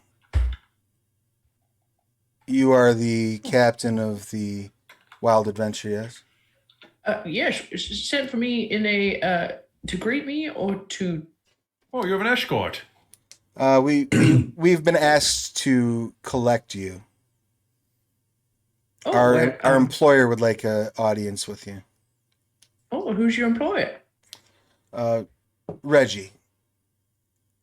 Oh, we've heard about him. Our friend Liam's with him. Yes. I don't know who is currently with the boss. I just know that he said to come get you. May my companions come with me? Of course. Wonderful. I appreciate you gentlemen? coming peacefully. Thank you. Should I not be? I sort of want to. Yeah, I sort of want to roll to kind of see if I notice anything untoward about these guys, other than that's obvious. Sure. Can I use notice for that, or no? It would be not. sense motive.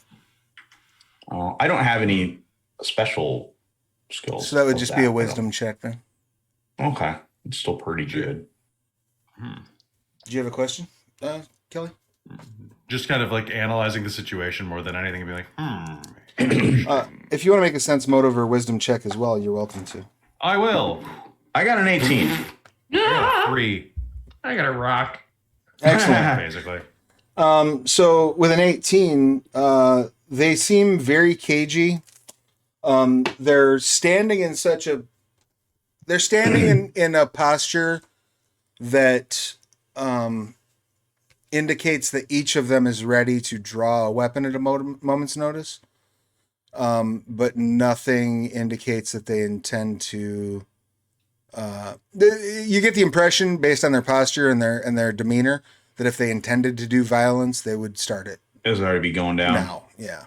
Okay. They seem to be ready to respond to violence at a moment's notice, but not. They don't look like they're like trying to get you away to jump you or something like that. Okay. Well, that's good.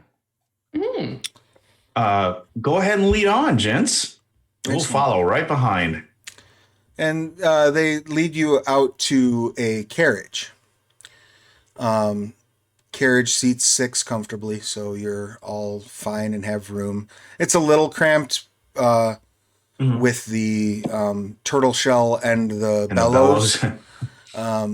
So I would imagine kind of like the 3 of you were sitting on one bench. I imagine Captain Oz is probably seating in the middle with the bellows on his lap. And I would imagine that like the nose of the bellows is directly in Brisby's face. So like just your eyes are sticking out over the top. And I would imagine Dr. Bones' head is sticking out between the handles of the bellows on the other side. Not out the window? If I you'd just want to like, see where we're going. if you'd like what is seen by the cats across from you to be just like your side as your head is hanging out the side of it, that is absolutely fine. I would like that very much. Yeah, your tongue is out. You're getting some air. This is I like that for you as well. This is moving rather swiftly. This carriage appears to be drawn by some sort of fantastical beast. In fact, let's have a. Do you have no history, Brisby? Sneak, traverse, notice, and survive. You may make a intelligence check with advantage, Brisby, just without your bonus. And those of you, if you are proficient with no history, either one of you can also make that check. But you don't have an advantage on it. 17 and 17. I rolled 16 twice. I got a +1. Nice. 20, not natural. Beautiful. Dirty 20. And did Oz roll a no history, or This is way. Oz not proficient? Oh, Oz is not proficient. No. Excellent. So you both recognize these as what appear to be Kappa-Tappa. Kappa-Tappa. Kappa-Tappa are they live in wild sources of water like lakes and rivers. They rise suddenly, attacking dogs and other people who have stopped to refill a canteen or take a bath to get the dirt off from a day on the road. Their sharp, angular armor makes them difficult to stop, and their method of attack is what truly gives explorers pause. Kappa-Tappa slam into targets with their armored sides to stun them or render them unconscious, then engulf them, returning to the sea with the target never to be seen again, normally. However, these two appear to have been somehow domesticated and attached to a yoke that's pulling this this cart. And they move remarkably swift. They appear almost like they have a set of treads instead of legs, a central body, and then like a large eyeless maw that chomps and acts as like a grabber. But they seem to have somehow have some control over these beasts, and are using them to pull the cart at a rather remarkable speed as you whip through the streets of Port Matthew. The driver is a rather tiny mouse, but as they are driving, you can all clearly smell jasmine, as if it is exuding from this mouse. And the mouse is just kind of dressed in rags and hunched over in the, kind of giving a little bit of like, spooky season vibes as they're driving this thing, kind of you just see the snout poking out from the hole, but the odor of jasmine is definitely Jasmine is night blooming. Strong. This guy is kind of scary.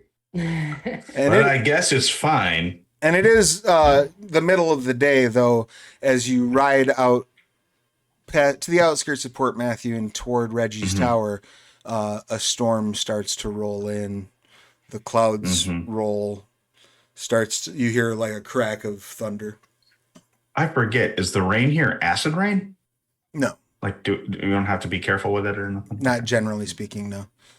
So if you're on the acid sea directly, you might have some problem, but like while you're inland, you probably don't. Okay.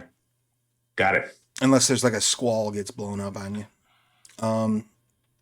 I feel like Oz has done that like old man fall asleep, so his like head's just he looks perfectly set in the middle, but he's clearly snoring. Excellent. The three cats are pretty well just non-talkative unless you start a conversation with them, so they're more than happy to just ride in silence, let Oz get a nap in, and let Dr. Bones enjoy the breeze. I would like to ask them, so what exactly does Reggie Hexagon, I'm careful not to use his nickname, want with us? That's an excellent question. I'm certain he will inform you at time. The boss tells us to go do a thing, we do a thing. That thing today was pick you up. Okay. Oh, excellent work. You did great work. We are duly picked up. We pride ourselves on it. Okay. Let's see. Do I have any other questions? Probably not. They're going to be pretty stoic, I have a feeling, and we're going to have to wait till we get to Reggie. They seem to be fairly stoic. You, after about 45 minutes in the carriage, well outside of Port Matthew proper, arrive at a tower that looks like it is actively under construction. You can see there's a scaffolding around it. There are various cats, dogs, and rodents sort of moving items about.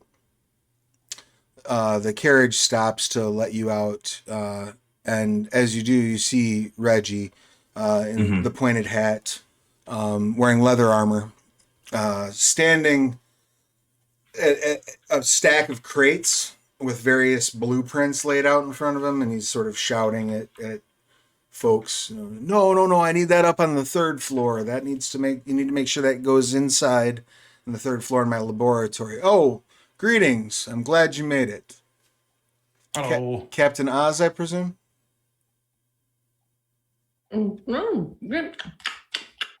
Yes, good morning.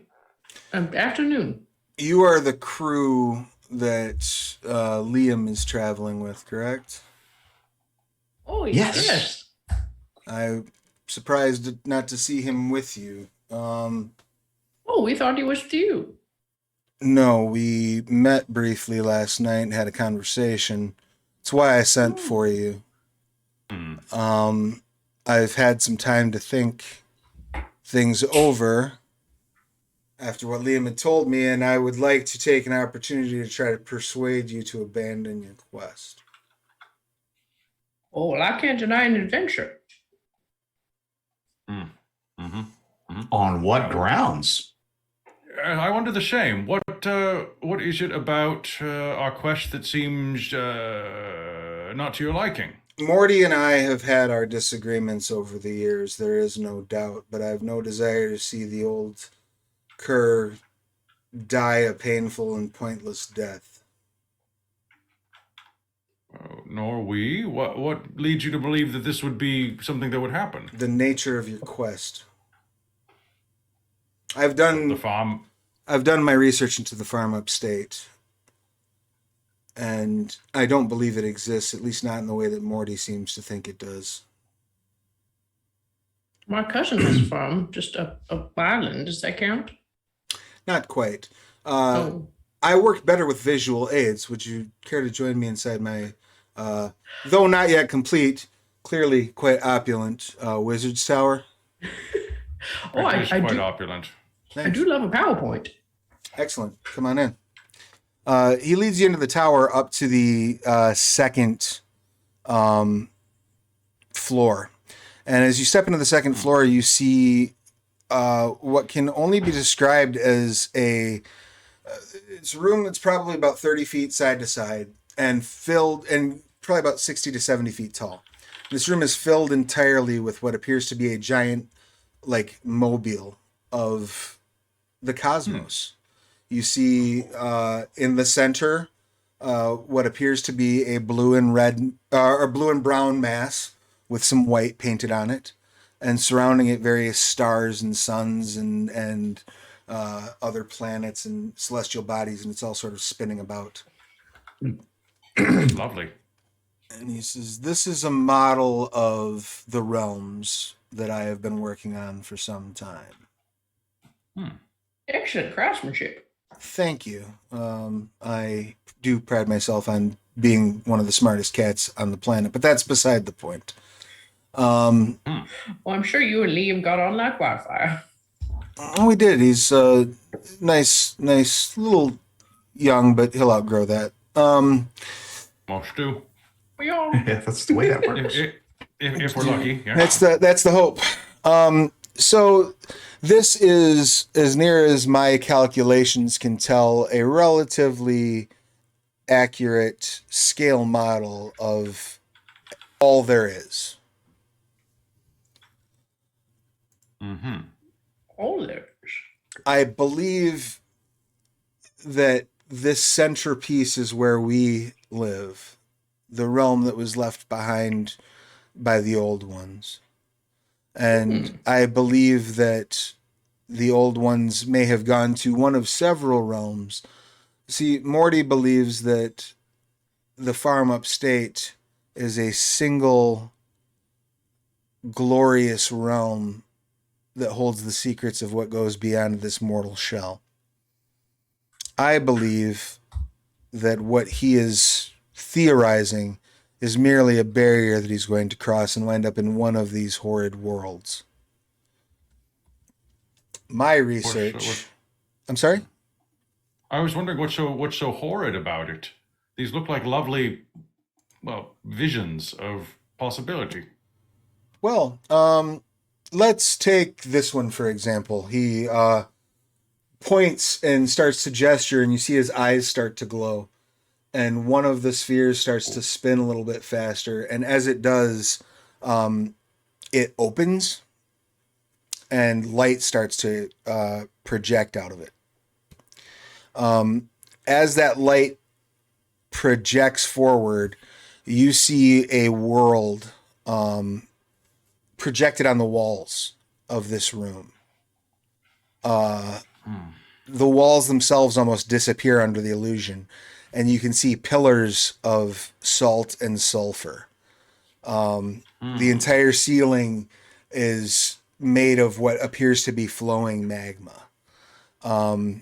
You see winged, almost ape-like creatures flying through the air around, squealing in sort of like this disjointed, angry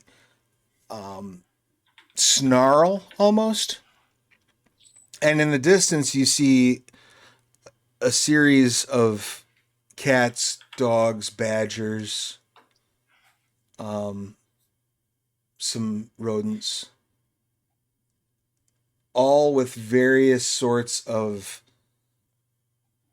disfigurements. Perhaps it's a limb out of proportion.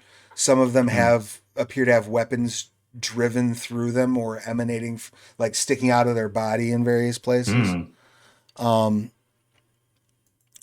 He says, this is one of the realms that I think is beyond the membrane of what Morty believes to be a farm upstate. Looks like hell. It may very well be what the old ones called hell. And it's not the only one. He spins his hand counterclockwise. The sphere closes and he turns his attention to another sphere and begins to open it. As he opens that sphere, you see you are surrounded by visions of cats, dogs, rodents, badgers, rabbits, all armed to the teeth, but with what looks like discarded pieces of bone, discarded shells from large bug-like creatures. No plastic or wooden weapons to be seen. And you see this battlefield extend all around you. Phantom combatants, even like bumping through you or stabbing through you at one another. Clearly a harmless illusion, but no less disturbing. Oz is mostly in his shell. He says, this is another of the realms that I have been able to perceive through this device. Well, here's the thing. Morty's paying us a lot of money, a lot of money. For us to consider abandoning this quest, we need to find an alternate source of this money. You want me to pay you to keep my friend from doing something colossally stupid? No. Well, I suppose you could instead. You could contact Morty yourself and perhaps ask him to pay us what he paid, but we can get him something else. Perhaps not something that'll take him to the farm upstate. Morty is many things, among them stubborn, and not horrendously inclined to listen to me at the moment. We had a bit of a falling out, you might say. I mean, only you can repair the fences that have been broken. Like, that's true, and I won't have any time to fix what's wrong with my relationship with my friend if he is dead. Well, or perhaps, worse. Now, it is possible. I don't believe that we set a time frame for when we would get these items. We said we would, and we do our best to get them. But if it perhaps takes us a little longer to get there, perhaps that will give you time. So you're willing to buy me some time to try to mend fences with Morty and talk him out of this nonsense? of course. absolutely. Yeah. Friendship is magic. For that, Oh, I am grateful. I understand that Crowley Von Longhair has contracted you for a time-sensitive job. Yes. Yes, that part we do have to do quite quickly. Well- However, there are some other items we will be retrieving, which I believe would take us a while anyway. So I believe you do have time. I ask one boon from you, and I am willing to compensate you accordingly. When you find kind of you. when you find the final component of this quest that Morty has sent you on, come to me instead of Morty. I will work to try to reach him in the interim. But come see me first. And if you are willing to do that, my knowledge, fortune, and time are at your disposal. I think that sounds fair on one condition. Sure. How did you earn your nickname? It's very, Hexagon? how That's why, a surname. why do they call me the untrustworthy? Is that what you're asking me? That is exactly what I'm asking. I had a falling out with other members of the Hexagon, which is why I have earned such a insulting sobriquet, you might say. Oh, that does happen. I had one crew member at one point that was known as Ted the Stabby, but it was mostly just because when he ate his potatoes, he hit them with quite violent force with his fork, but became one of the most feared pirates on the seas, mostly just from that name. You're talking about Mr. Stabby? Yes, Mr. Stabby. Oh, I've heard his song before.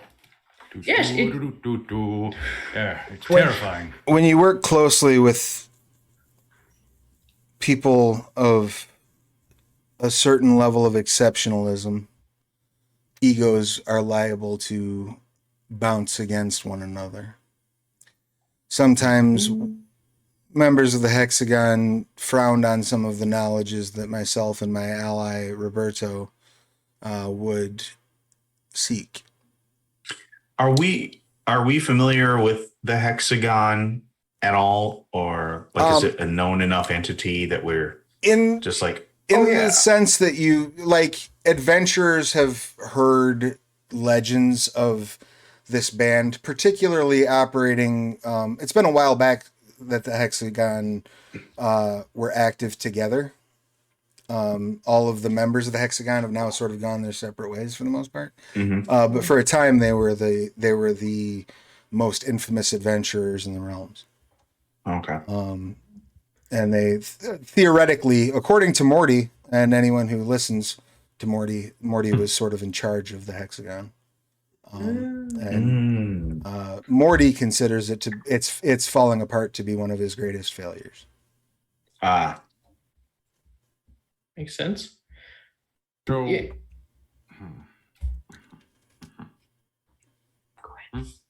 No, please. I'm muttering to myself. It's just something I've picked up in my old age. Yes, I had an aunt who was in Sensa, and they're often like that as well. They get really on top of themselves and think they're better than everybody, but also better than each other, even though they've all come together to join in their excellence, but they still like to outshine one another, which really seems counterintuitive to me. It's rare that someone get to the level of enlightenment or power that Morty or I or any of the Hexagon have acquired and managed to do so without falling to a bit of ego. I'm big enough to admit that now. But I don't know. I'll be being completely frank with you. I don't know how I will talk Morty out of this, which is why I'm asking you to buy me some time. If there's anything that I can do to smooth that process along or to compensate you for your effort, you need only speak it. Well, we are looking for things to make us go. Our boat is pretty slow. We have a thing that speeds it up, but is there anything else that you can help us with that'll either further speed up our boat or help the hull not succumb to the acid of the acid sea? Or help us find a mysterious island that's only visible every 10 years. Yes, that last one sounds particularly useful. Given that we don't know, unless you want us to wait for 10 more years, in which case I suppose that... Which would give you lots of time for Morty. I mean, that's true. I would suggest just losing the race and calling it a day, but once...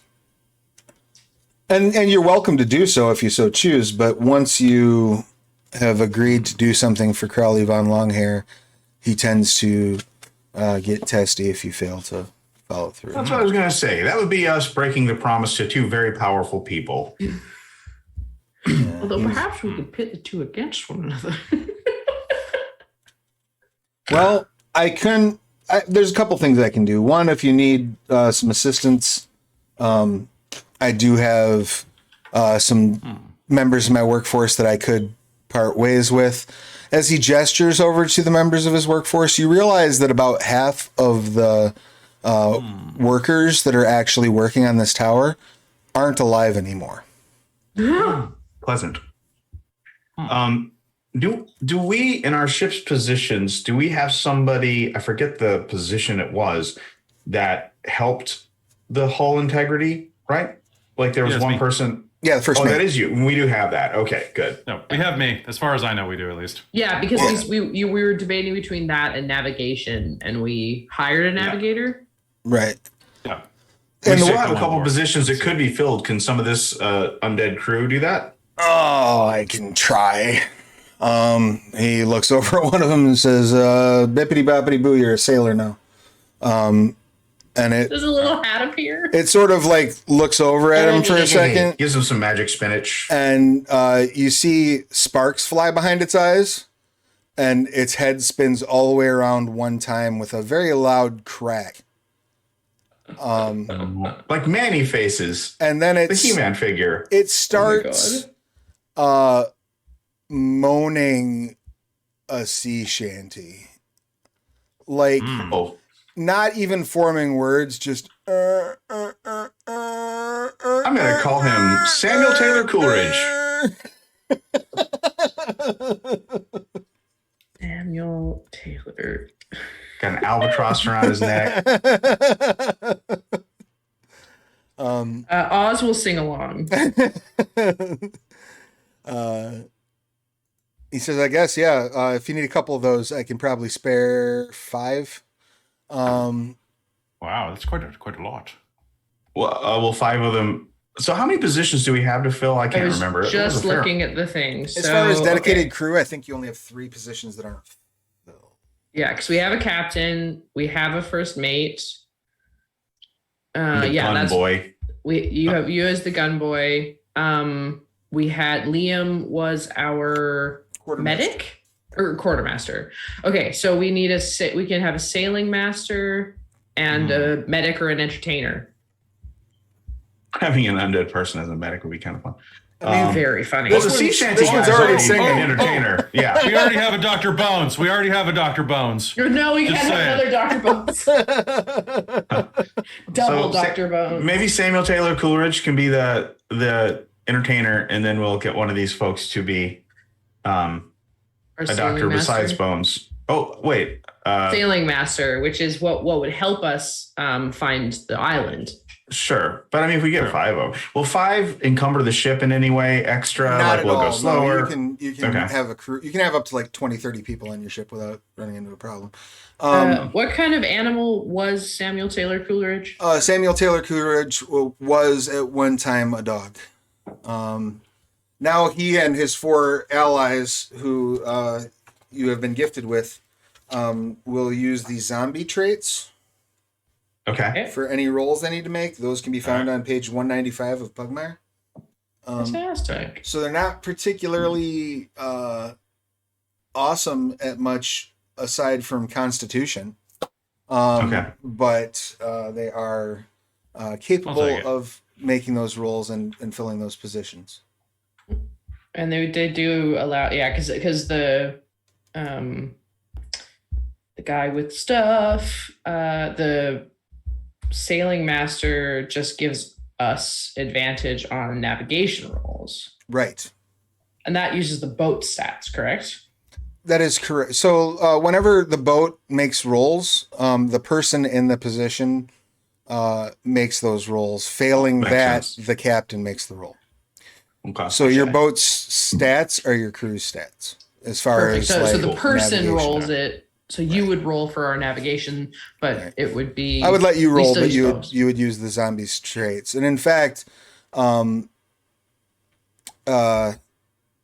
Reggie gives you a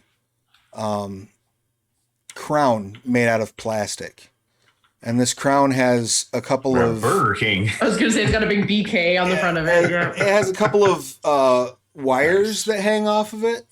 That have little sticky parts that you can stick to your forehead, and he sort of tells you where to stick those in the nicest way possible. And he explains that this is a helm that will allow you to issue commands to the undead and to maintain control over them. And he just reminds you to be sure that you issue them orders no later than dawn every day while you're wearing the crown. Do you have to wear the crown constantly, or just while orders? you're giving them the orders for the day? Oh. But if you don't give them orders for a day, you may lose control over them. I can walk you through the process of regaining control with that crown, but it is not easy. Our first mate is usually in charge of the crew directly. Mr. Bones, Dr. Bones, sorry. Necromancy is a bit beyond my scope, but I suppose I can give it the old college try. Good. He plops the thing on you and sticks the diodes to your forehead. And you immediately feel like a connection to these zombies. You can sort of almost feel how they're feeling. Not necessarily like you're experiencing their emotions, but you can tap into them like an empathic sense. I see. They're all feeling pretty blasé about everything because they're undead. Here. I expected a lot, but not in we.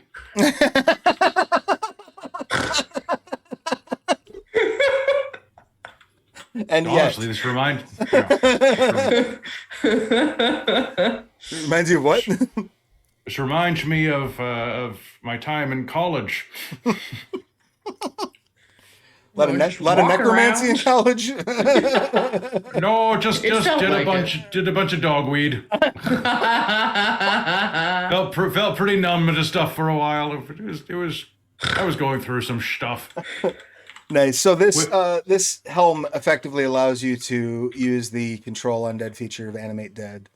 Nice. So you can retain control over these zombies once a day with it. And you can issue commands anytime you're wearing it. Let's just make an agreement to not let Liam get a hold of this and break it and gain its power. Yes.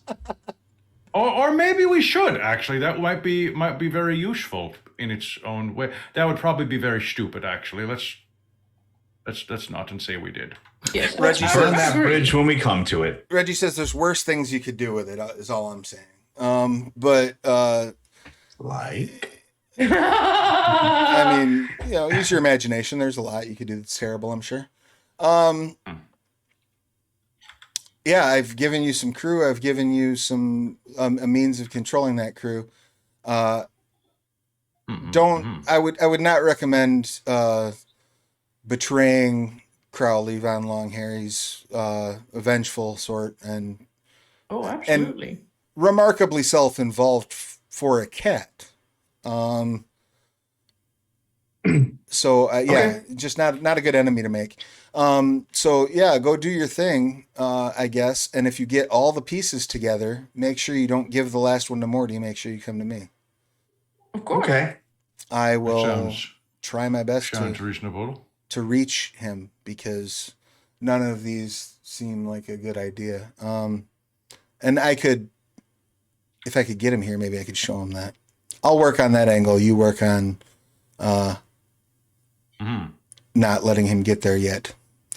I did part ways with your crewmate last night and have not seen him.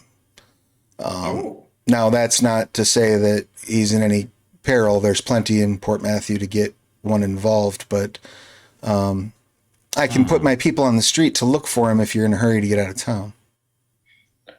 Yes, that would be great. And could I recommend using a laser pointer?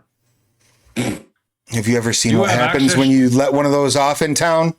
It would be chaos. It would be a catastrophe. Port Matthew still has to recover from the summer of slaughter. I feel like we've got enough here. Unless you might know exactly where Tilly Island is or something like that.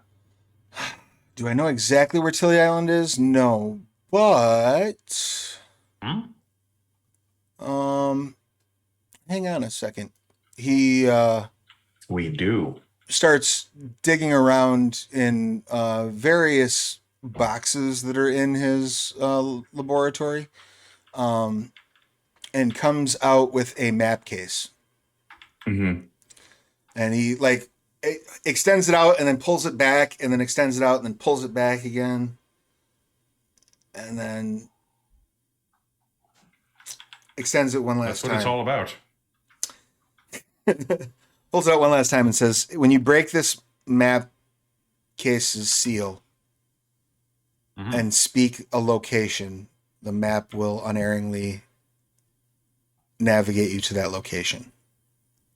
It works once. Mm-hmm. I've been holding on to this for a rainy day. It is literally raining outside. It is positively stormy. Yes. This is fair. He lets out like a deep sigh and like tears well in his eyes as he extends it out. Are you all right? Or do you need? I'll be okay. I'll be all right. Is this your emotional support map? Just take the map. Okay. Okay. You got it. I was holding on to it for something important. I guess this is it. They jump up to try to pat him on his head and say, there. He nods and wipes the tears away. It'll be okay. It'll be okay. Okay, on that real positive note, we should probably get out of here. Yeah, good luck. Happy hunting. Bye. That was awkward as shit. Yes, well, onward toward adventure, onward and upward, as they always say. They do provide you a carriage ride back with your zombie folk in a larger cart. Still pulled by the same driver, accompanied by the same odor of jasmine, same level of creepiness happening like from the pilot seat forward, but in the back it's just kind of like an open air cart. Okay. Good. I imagine the smells awful, and we all have heightened smell problem. I don't know about turtles. No, so. Actually, the undead smell rather good. It seems as though they smell like jasmine. There has been the smell of jasmine that's overpowering you right now is the tell from the driver who's psychically controlling those creatures. Oh, it's a tell. Okay. Yeah, he's not piloting. He's so much as he's making the creatures go where he wants them to go with psionics. Mm-hmm. So they're not really tame. They're just very pliable at the moment. But the creatures themselves are exuding an odor of a slight perfume, as if they have been somehow enchanted to not be stinky. Thoughtful. Yeah, cats don't want to smell bad things. What do you think of all of this? Do you think that Morty is, as he said, mistaken on a fool's errand toward death? Well, Doc, I'm no man of science, but the way I see it, it's just two different zealots with two different opinions about stuff, and we're kind of damned if we do, damned if we don't. And in this case, potentially literally. Mm-hmm. Mm-hmm. Yes, I've sailed under plenty of captains that got too big for their britches, as they say, and have definitely bitten off more than they could chew.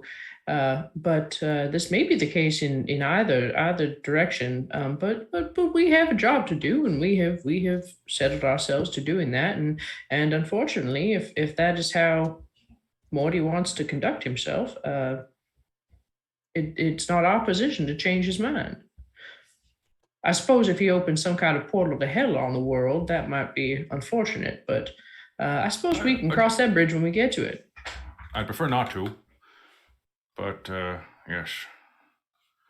I mean, not to cross or have him open the gates of heck. It'd be a heckin' language. HECC. It'd be a heckin' bad time for all of us. What's got into you? As you that language. As you make your way back into Port Matthew proper, discussing the ramifications of this plan, I think that's where we will, if no one has any questions, comments, complaints, or concerns, I think that's where we will pause to await the return of Liam. We'll Sounds leave you great. on that Makes sense. cart full of undead that you have recently acquired. This is a bit of an early wrap, but we're down a player, and it's a holiday weekend up north. It's holiday weekend here too. Happy Indigenous Peoples Day, everybody! On Monday, And not the other thing. tomorrow. Never, Yeah. never the other thing. No. Not once. Not at all.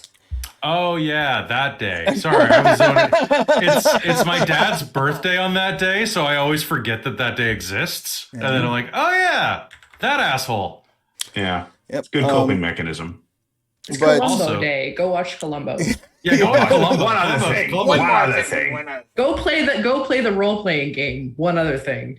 Is there a role playing game called One Other Thing? That's amazing. Yo. Oh, is It's it a- like a it's a two- detective-y base kind of No, deal? it is a 2-person RPG where one of you plays the villain and one of you plays the investigator, and you know who each other are, but you just have to like come up with reasons to not be caught versus be caught, and you're gonna be caught, because the guy's always caught at Oh, the that's end. interesting. So, like, the goal is you win by not winning almost, Kinda, yeah.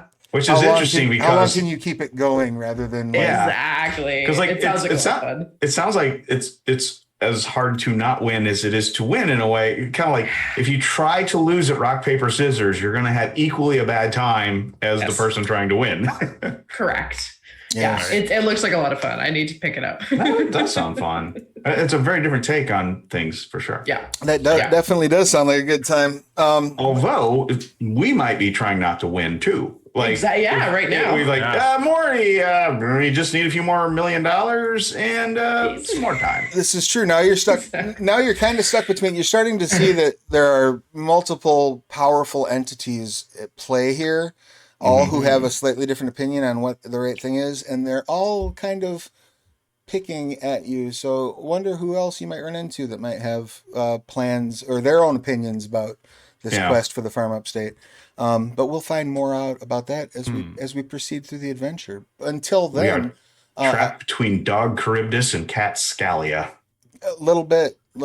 I would like to just remind everybody real quick that it is, in fact, They Came From Beneath the Sea month. Head over and pick up They Came From Beneath the Sea at 10% of its cover price in PDF over at Drive-Thru RPG. You can also head over to Indie Press Revolution and pick it up at 50% off in print. So, and that's traditional printing. That's offset print. Ooh. Same thing you would get if you picked it up at your friendly local game store. Which, by the way, in case you missed the memo, you can absolutely pick up They Came From Beneath the Sea at your friendly local game store. Just go ask them for a copy of it. They should be able to order it. But here's the link. What's up? Is it true? It's Yeah, true. it is true. You can pick them up. We have one at our It's local not game store Travis the here. untrustworthy leg. It We is can not. verify these facts. I'm no longer playing Reggie. The mask is off. The other thing that I wanted That to was Travis all along. No. it was, and I'd have gotten away with it too if it wasn't for you meddling kids. The other thing I wanted to make you aware of, if you did back Squeaks in the Deep, it has started shipping out now to the Kickstarter backers, which means that Squeaks in the Deep will also very soon be available at your friendly local game store. And in fact, if you go and ask them for it, I bet they could probably pre-order it by now. As you know, of course, Pugmire, Monikers, Mao also available at your friendly local game store. Pirates, Pugmire, the whole nine. Go forth, purchase it. We will be back here this time next week, to the best of my knowledge, to press forward with our adventure. But in the interim, let's have everybody tell us who you are, what you do, who you've been playing, pronouns, anything you'd like to promote. And this time we'll go in opposite order. So please, Brisby, give us all your pertinent details.